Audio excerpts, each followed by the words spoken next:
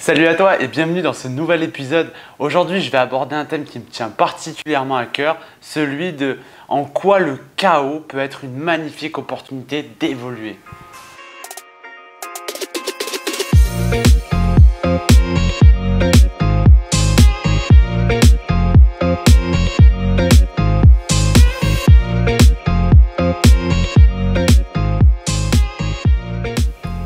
Alors j'avais vraiment envie de te faire cette vidéo parce que quand on pense au chaos, qu'est-ce qu'il y a derrière? Souvent on pense échec, on pense difficulté, on pense le challenge et souvent on assimile ces trucs-là à quelque chose d'inconfortable, quelque chose de négatif, alors que souvent c'est dans ces moments-là qu'on va pouvoir révéler ses plus beaux talents.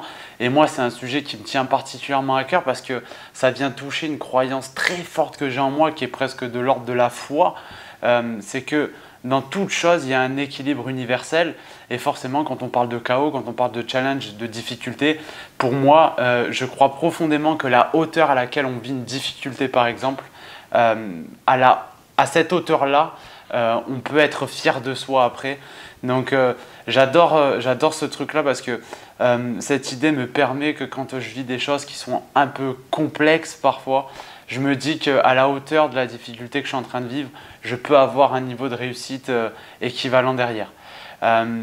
Pour finir cette introduction, j'avais envie de te parler d'une citation que j'avais vue qui est l'entraîneur de Nadal, donc son ancien entraîneur, pas celui actuel, qui avait déclaré la chose suivante. Il avait dit « Le talent s'acquiert dans le calme alors que le caractère, au contraire, lui, se forge dans le chaos. » Et j'avais envie de te finir cette intro par cette citation parce que je crois que ça va te parler pour la suite.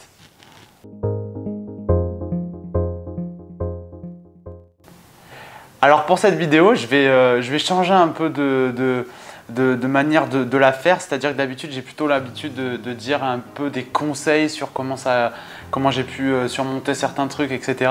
Là j'ai plus envie de te raconter les histoires et puis de te laisser tirer toi-même les clés qui potentiellement peuvent t'aider si tu es en train de vivre des difficultés. La première histoire que j'avais envie de te raconter, c'est une histoire dont je parle très peu, c'est mon rattrapage du bac. Alors, il faut savoir que, comme je l'ai déjà dit dans d'autres vidéos, pour moi, le lycée, c'était pas forcément une période qui était géniale. C'est-à-dire que j'avais des mauvaises notes, j'allais pas en cours, j'étais assimilé par les profs comme feignant et sans avenir. Et forcément, mon année terminale s'étant très mal passée, je me retrouve au rattrapage du bac avec 56 points à rattraper, ce qui était énorme. Et en fait, pendant ce rattrapage du bac, ce qui est fou, c'est qu'au travers de ce chaos entre guillemets, puisque clairement pour l'ensemble des personnes qui m'entouraient c'était impossible que j'ai mon bac, c'est dans ce moment là que j'ai révélé un de mes plus beaux talents qui fait que j'en suis là aujourd'hui, c'est la communication, parce qu'en fait les rattrapages du bac du coup ça se passe à l'oral et je vais vous dire un truc qu'il ne faut pas forcément reproduire, surtout si tu écoutes cette vidéo et que tu vas passer ton bac. Je me retrouve au rattrapage du bac et je vais en rattrapage en philo parce que c'était une matière que j'aimais, que j'avais foiré à l'écrit. Et le rattrapage se passe sur un livre que je n'avais pas lu. Il me reste 4 jours pour le lire, sauf que moi je décide que je ne vais pas le lire parce que je vais être feignant jusqu'au bout. Mais je vais plutôt m'intéresser à l'histoire et faire des recherches sur les synthèses, sur les retours qu'il y a pu y avoir des personnes et vraiment rentrer et éponger un petit peu toutes les informations que j'avais eues, mais plus sur l'aspect émotionnel de la chose.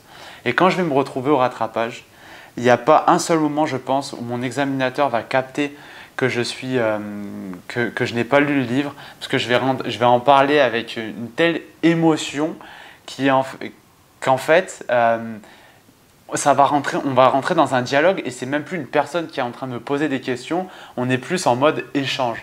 Ce qui fait qu'à la fin, je vais me retrouver à parler de sujets qui sont complètement transverses avec l'examinateur et au final, je vais me retrouver à avoir 18 au rattrapage du bac sur un livre que je n'avais pas lu et ça m'a appris ce jour-là que j'avais vraiment un don pour la communication et surtout pour rentrer en contact avec quelqu'un et pour créer un lien fort.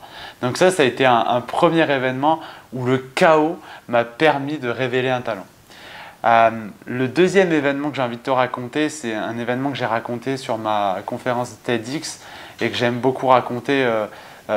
Peut-être que tu as déjà entendu parler de ce truc, c'est le c'est un événement qui s'est passé le 28 juin 2018. En fait, ce jour-là, je suis vraiment clairement dans une période pas facile pour moi, c'est-à-dire que je viens de me séparer d'une relation à laquelle je tenais beaucoup.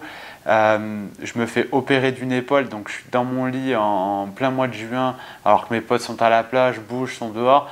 Et forcément, en fait, quand tu te retrouves à rien faire et que tu es seul avec toi, tu te mets à beaucoup penser. Et quand tu penses beaucoup, bah, tu rumines, etc. Et en fait, ce qui va se passer pendant cet événement, c'est que je vais décrocher mes entrées en école de commerce, dans une grande école de commerce. Et en fait, au moment où je l'apprends, je suis content et je vais me rendre compte que 2 heures après, bah, je suis toujours autant malheureux.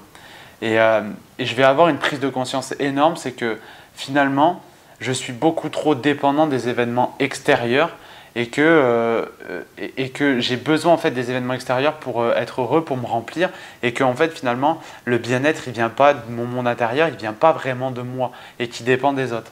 Et ça va créer un énorme choc, enfin vraiment une énorme prise de conscience qui va faire que derrière je vais complètement changer ma vie, je vais entreprendre plein de choses.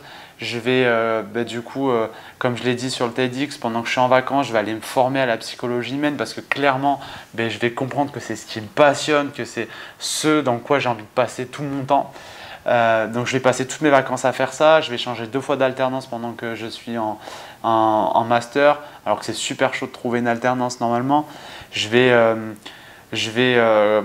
En parallèle de ça, je vais commencer à créer ma boîte. À la sortie de mes études, je vais devenir directeur général. Je vais, comme je l'ai dit, créer ma boîte. Et puis aujourd'hui, me voilà aujourd'hui en train de faire de la vidéo, du coaching et de la conférence.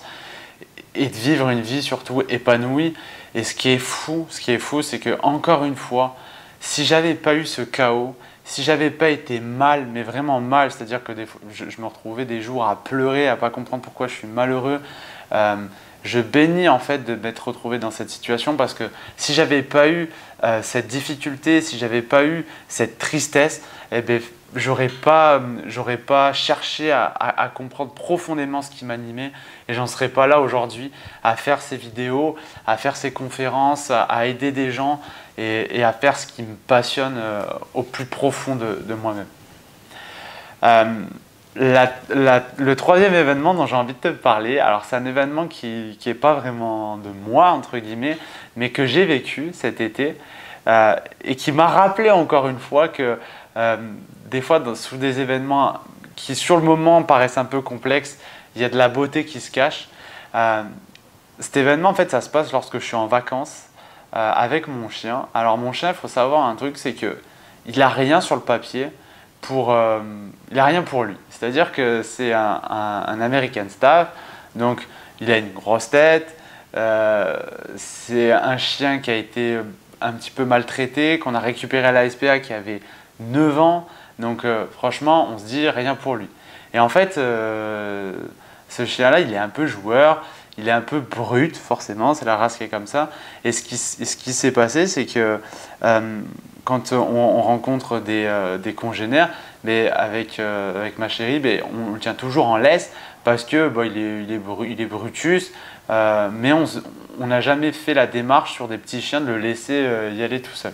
Et là, en fait, ce qui va se passer, c'est qu'on est en rando puisqu'on était à la montagne. Et là, en fait, on est au loin, il est en liberté, le chien. Et on ne va pas pouvoir le retenir, il va voir un petit chien au loin, il va y aller dessus en courant. Et donc moi je pars en courant derrière. Et ce qui va se passer, c'est que je vais entendre hurler le petit chien au loin, mais vraiment des cris où je me disais que mon chien était en train de le déchiqueter. Et je me dis, enfin il y a plein de trucs qui se passent dans ma tête, je me dis c'est vraiment la merde quand j'arrive sur le lieu, j'ai le maître qui va me défoncer en me disant pourquoi tu tiens pas ton chien en laisse, il avait à moitié raison même si le chien n'était pas en laisse. Et ce qui va se passer, c'est qu'en fait je vais me rendre compte que mon chien était juste en train de jouer avec le sien, qu'il l'avait un petit peu écrasé et la différence de taille avait fait que l'autre avait eu très peur et avait beaucoup crié, mais en soi, l'autre chien n'avait rien du tout.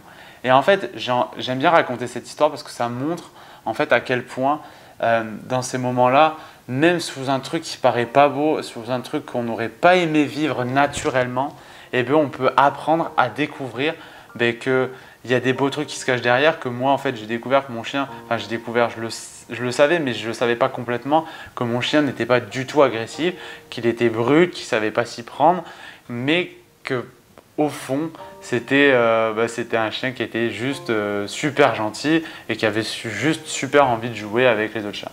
Enfin bref, mais je ne l'aurais pas fait par moi-même. Et donc du coup, ça me montre encore une fois à quel point le chaos clairement peut être source de beauté derrière. Et la citation sur laquelle j'aimerais te laisser aujourd'hui, je ne vais même pas la commenter, je vais te laisser dessus et puis je vais te laisser réfléchir. C'est une citation de Paulo Coelho qui dit que l'homme qui veut voir l'arc-en-ciel doit apprendre à aimer la pluie. Et voilà, donc l'homme qui veut voir et qui aime l'arc-en-ciel doit apprendre à aimer la pluie. Voilà, je te laisse sur cette citation, je te laisse réfléchir à ça. Et puis surtout, n'hésite pas à commenter juste en dessous la vidéo, partager si le message que j'ai passé aujourd'hui te parle. Et puis moi, je te retrouve très vite dans un nouvel épisode. Salut!